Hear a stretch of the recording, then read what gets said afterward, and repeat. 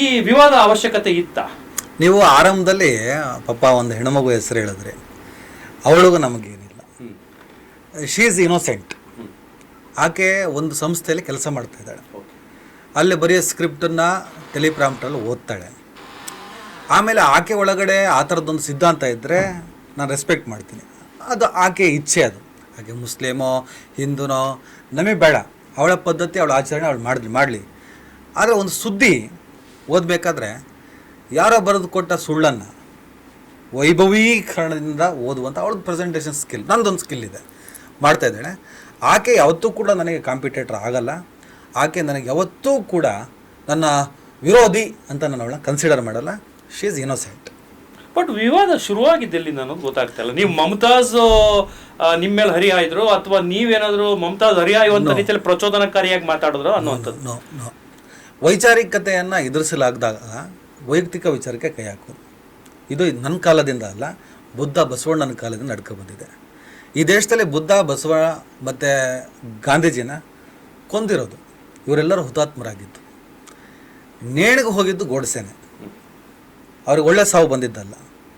ಆ ಸಂತತಿಗಳಿಗೆ ವಿಚಾರವನ್ನು ಎದುರಿಸೋದಕ್ಕೆ ಸಾಧ್ಯ ಆಗದೇ ಇದ್ದಾಗ ನಮ್ಮ ಬದುಕು, ನಮ್ಮ ವೈಯಕ್ತಿಕ ಬದುಕು ಅಂತೇಳಿ ನಾನು ಹೇಳ್ತೀನಿ. ಯಾಕೆ ಬಂದು ನನ್ನ ಪ್ಯಾಂಟ್ ಒಳಗಡೆ ಇಣಗ್ತೀರಾ?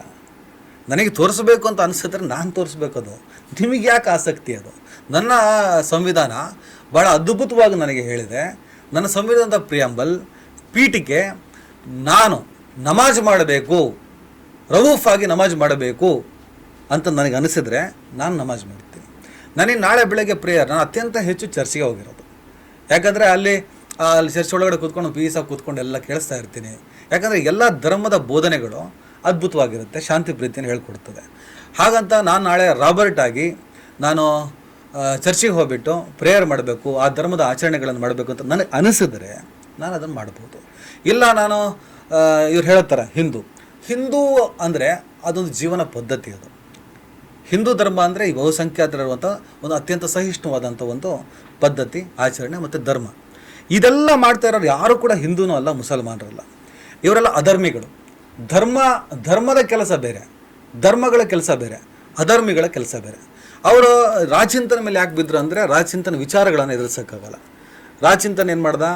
ಕೋಮುವಾದದ ವಿರುದ್ಧ 10 ವರ್ಷಗಳಿಂದ ಮಾತಾಡ್ತಾ ಬಂದ, ಪರಿಣಾಮಕಾರಿಯಾಗಿ ಮಾತಾಡ್ತಾ ಬಂದ. ಈಗಿನ ಸೋಷಿಯಲ್ ಮೀಡಿಯಾದ ಇಂಥ ಕಾಂಪಿಟೇಷನ್ ಇರುವಂಥ ಕಾಲದಲ್ಲೂ ಕೂಡ ರಾಜಚಿಂತನ ಒಂದು ವಿಡಿಯೋ ಮಾಡಿಬಿಟ್ಟ ಅಂದರೆ 10 ಲಕ್ಷ ಮಿನಿಮಮ್ ಹೋಗ್ತದೆ, ತುಂಬ ಜನಕ್ಕೆ ರೀಚ್ ಆಗ್ತದೆ.